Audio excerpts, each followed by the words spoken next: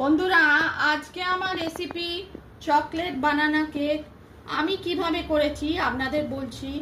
আগে দুটো কলা আমি ম্যাশ করে নিলাম, রিফাইন অয়েল 1/4, হাফ কাপ চিনি আর ভ্যানিলা এসেন্স দিয়ে অল্প 1 চামচ একটা মিশ্রণ তৈরি করলাম।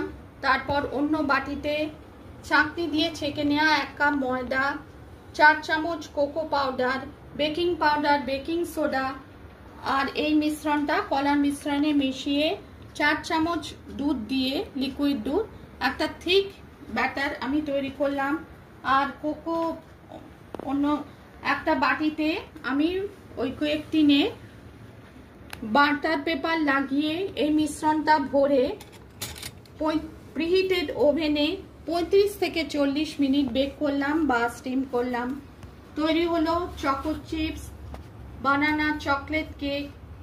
এবার ঠান্ডা করে আপনাদের সামনে প্রেজেন্ট করছি।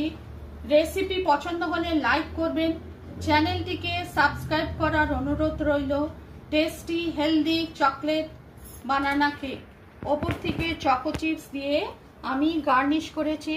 দেখুন, আমি চকলেট বানানা কেক আপনাদের কেটে দেখাচ্ছি। Soft healthy tasty chocolate banana cake.